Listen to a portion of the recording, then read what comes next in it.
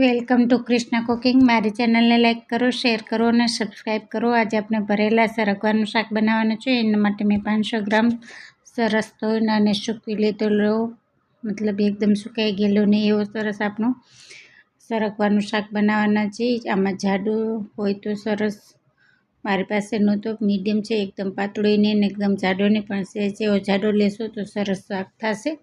એના માટે મેં 1 ચમચી જેટલું તેલ લીધું છે. પેનમાં પહેલાં તેલ લઈ લેવાનું, પછી ગરમ થાય પછી હિંગ નાખી અને પાણી નાખી અને આ રીતે ઢાંકી દેવાનું. પાણીને ગરમ થવા દેવાનું 2 મિનિટ માટે. પછી પાછું થોડું પાણી એવું નાખી દેવાનું, વધારે સરગ હોય તો, નકર થોડું હોય તો ઓછું નાખવાનું. પાછું પાણી ઉકાળી લેવાનું અને ઉકાળેલા પાણીમાં આપણે આ સરગવાનું શાક બનાવવાનું છે. એના માટે આપણે સરગો બધો અંદર નાખી અને આપણે એને માટે ચડવા દઈશું, પાકી જશે. 5 થી 10 મિનિટ માટે મીડિયમ આંચ ઉપર આપણે એને સરસ મિક્સ કરી અને ઉપરથી થોડું મીઠું નાખી અને ઢાંકીને રાખી દઈશું. હિંગ અને આનો મીઠાનો સ્વાદ સરસ આવે છે અને એકદમ સરસ થાય છે. આ એકદમ કાચું નથી રાખવાનું અને એકદમ પાકેલું નથી રાખવાનું. એ રીતે આપણે 5 થી 10 મિનિટ સુધી માટે મીડિયમ આંચ ઉપર ચડવા દઈશું. બીજી બાજુ આપણે ગ્રેવીની તૈયારી કરી લઈશું. એના માટે મીડિયમ સાઇઝના 4 થી 5 નંગ ટમેટાં લઈ લીધા છે. એને ક્રશ કરી અને એક બાજુ રાખી દઈશું. બીજી બાજુ મેં 3 થી 4 નંગ લીલી હોય તો લીલી અને સૂકી હોય તો સૂકી, એ રીતે 4 થી 5 નંગ ડુંગળી લઈ લીધી છે. એની પણ ગ્રેવી કરી લીધી છે. ગ્રેવી થઈ ગઈ છે. સરગવાને આપણે ચેક કરી લેવાનો, થઈ ગયું છે સરસ. ચેક થઈ જાય પછી આપણે એને ચારાની મદદથી અલગ કાઢી લેશું, પાણી નિતારી લેશું અને પાણીનો પણ ઉપયોગ કરી લેશું. ગાળીને આપણે લોટ બાંધવામાં પણ લઈ શકો અને પાછું ગ્રેવી નીચે પાણી જોશે જરૂર પડશે એમાં પણ તમે યુઝ કરી શકો અને ઠંડુ થાય તો પીવામાં પણ યુઝ કરતા હોય છે ઘણા લોકો. પછી આમાં થોડુંક તેલનું પ્રમાણ વધારે હોય છે એટલે 3 થી 4 ચમચી તેલ લઈ લીધું છે. તેલ અને અડધી ચમચી જેવું ઘી લીધું છે. સ્વાદ અનુસાર ઘી લઈ લેવાનું.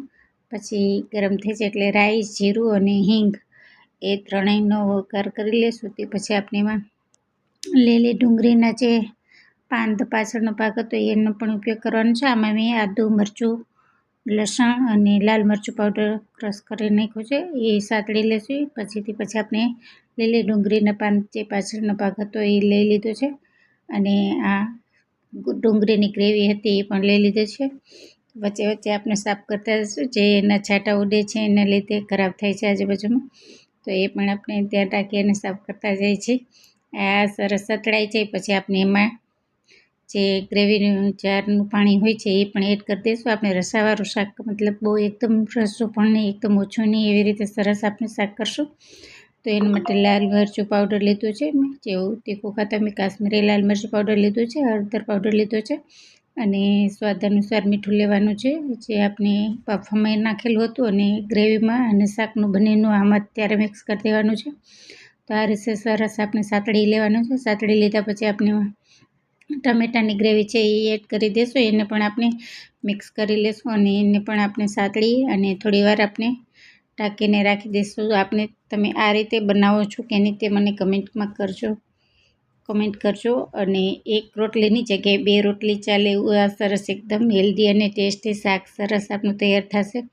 એમાં જે સરગવાનું પાણી આપણે વધેલું હતું બાફેલું એ એડ કરી દીધું છે અને પછી આપણે જે સરગવો બાફેલો છે એ એડ કરી દેવાનો છે અને આમાં હવે આપણે થોડી વાર ચડવા દેવાનો છે ને 5 મિનિટ જેવું સરસ મિક્સ કરી અને વરાળે આપણે ઢાંકી અને રાખી દઈશું. સ્વાદ અનુસાર મીઠું ચેક કરી અને ઓછું હોય તો તમે નાખવાનું, નકર માપે હોય તો કાંઈ જરૂર છે નહીં.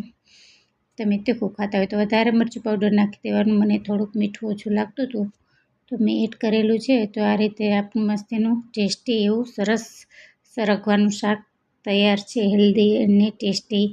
ચાલો લાઈક કરો, શેર કરો, સબસ્ક્રાઈબ કરો. ચાલો બધા સરસ ગરમા ગરમ હેલ્ધી ટેસ્ટી એવું સરસ સરગવાનું શાક ખાવા. રોટલી, પાપડ, ડુંગળી, ટમેટાં જે ખાવું હોય બધું એમાં આપને મસ્ત જ લાગશે. તો આ એકવાર જરૂરથી ટ્રાય કરજો, બહુ જ સરસ લાગે છે. આ રીતે બનાવો. તમે સાદું બનાવતા હોય તો એની જગ્યાએ એકવાર જરૂર ટ્રાય કરવા જેવું છે. તો જરૂર ટ્રાય કરજો અને કમેન્ટ કરજો કેવું લાગ્યું અને આ રેસીપી તમે આ રીતે બનાવો છો કે નહીં તે પણ કમેન્ટ કરજો અને કી સિટી અને શહેરમાં ગામમાંથી જોવો છો તે પણ કમેન્ટ કરજો. તમારા લાઈક અને કમેન્ટથી મને બહુ જ આનંદ થાય છે, તો સતત કમેન્ટ કરતા રહો મસ્ત મસ્તની. તો ચાલો, આપની આ સરસ ડીશ તૈયાર છે. કોને કોને સરગવાનું શાક ભાવે છે તે પણ કમેન્ટ કરજો, લાઈક કરજો, શેર કરજો. Bye bye.